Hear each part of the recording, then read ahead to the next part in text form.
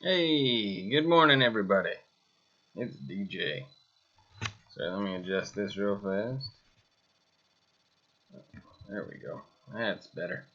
Um, Today we have a safety training, and it's on. As we've noticed, you might be able to smell. Might know people involved. I hope not. But about the wildfires going on in California right now, and what we want to go over is how to be prepared.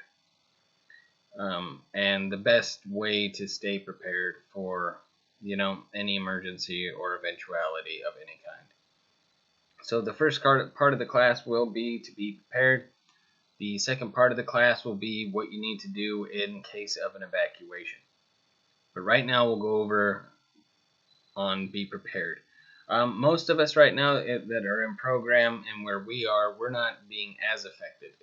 The air quality is very low. It's not in a good place right now. But compared to many other places, we're actually in a very good place.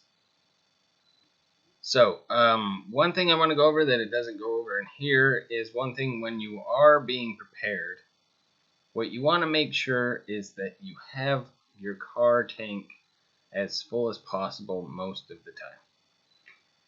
What I do is when I see it hit middle, my gas level, then I just pretend that's, then, oh, the tank's empty. I need to go get gas or I'm going to run out of gas. And I put it in my head that way.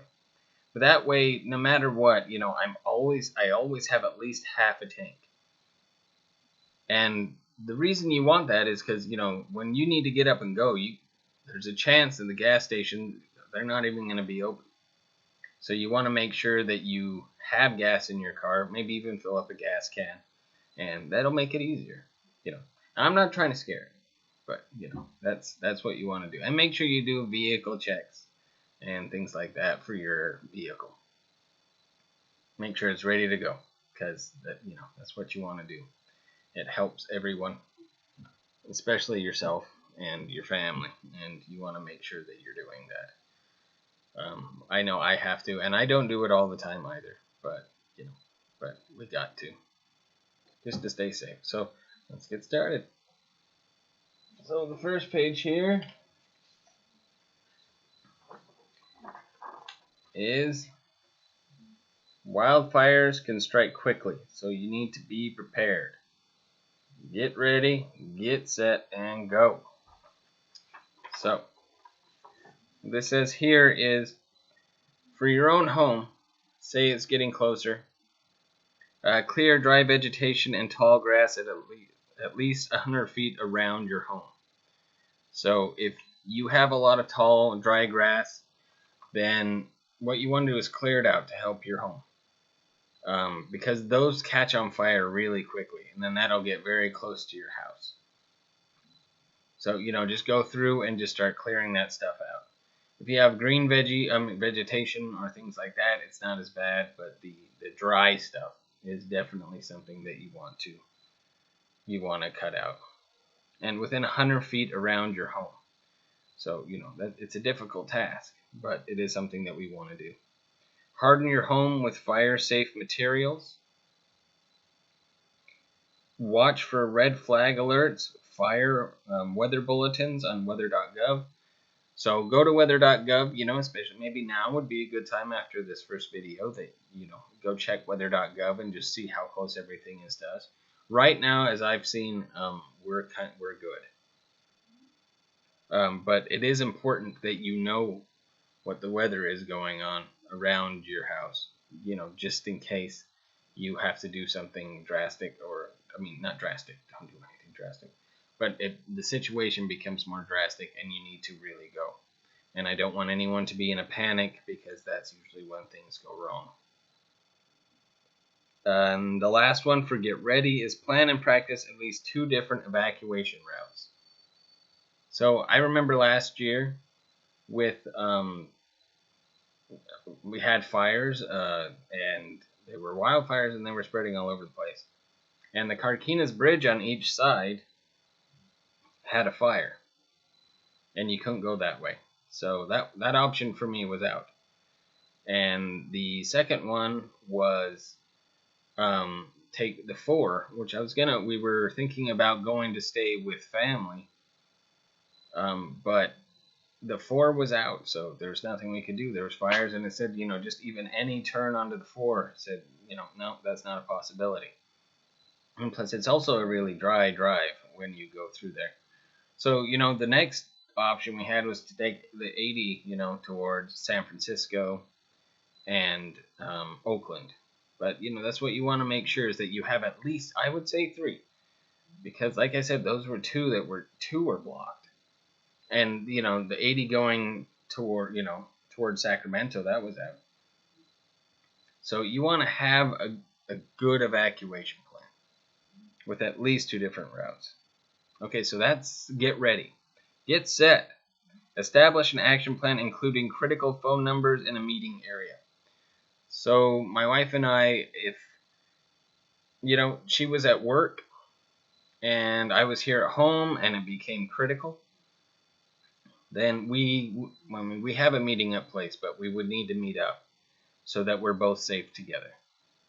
So wherever anyone is, make sure you have their phone numbers ready to go. Say, hey, where are you? What are we going to do? And, get on it real fast, and then have a meeting area where you're going to go meet. And that will help tremendously. Get set, prepare an evacuation supply kit. So you want to bring prescriptions, eyeglasses, copies of important documents, food, water, a first aid kit, and extra phone chargers. So it's important to have all those things for sure. But this is something you do not in the middle of it. We're not at evacuation time yet. This is just we're set and ready to go, and maybe have it in your car. And and so first aid kit we should always have in our car anyway. And extra phone chargers, here's one thing, let me show you.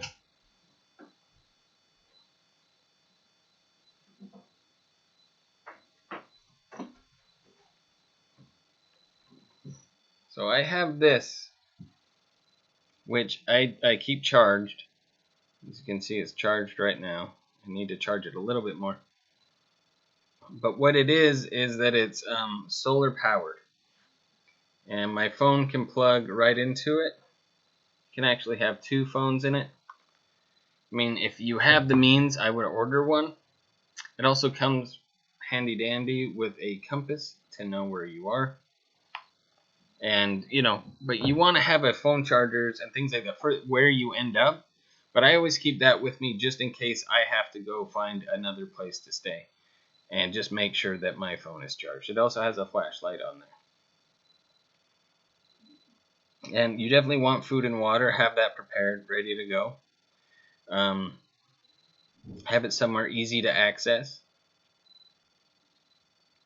And then it says to verify insurance coverage. So, this is, for your family to do, but make sure that, you have fire insurance. I don't know if you can actually get fire insurance at the time, but, if you have it or you don't have it, then, it's a good thing to have, and then verify that everything's set up. So just in case, because people lose their homes with this. And again, I'm not trying to scare anybody.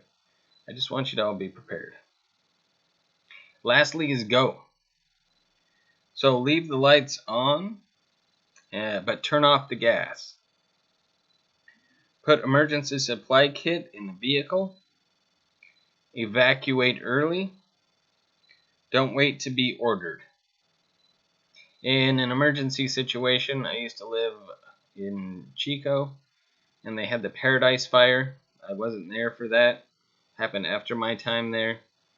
But a lot of people waited to be ordered, and the thing is that their emergency services there weren't ready for it. And so all of them were dispatched, and they had to call people in from other places. But when people were calling 911 and things like that, everyone had been dispatched to help with that fire. So just, And again, it goes back to get ready. I mean, check for red flag alerts. If it seems like it's getting close, that's the time to go. Evacuate early. And then if you're trapped, do call 911. And if ordered to leave, don't wait, just go. It's time to go. And again, that's why it's important to have your car full of gas and maybe even have a gas can on hand in your car to fill up your car with gas. Okay.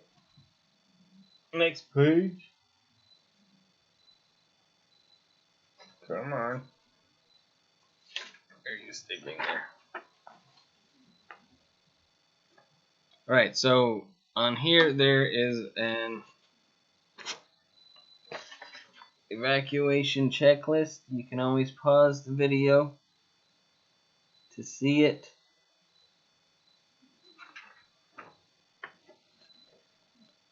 So this one is by PG&E, which is good. But the evacuation checklist is: number 1, bring flammable items indoors. So if you have a gas tank for your grill or anything like that, you want to bring that inside. And probably put it somewhere in the middle of the house, the furthest away from the fire that it could get. Turn off propane or gas. Close windows and doors. Leave unlocked. Have an emergency supply kit in your vehicle. Locate your pets. And check on your neighbors. So, it's our due diligence to make sure that we're checking on neighbors, making sure they're okay, and if there's anything we can do, especially if we have everything ready to go. For wildfire safety, remember: 1, get ready. Prepare your property and plan evacuation routes. Number 2, prep emergency supplies and go through checklist. 3, when order comes, don't wait, leave. So be prepared for the next wildfire.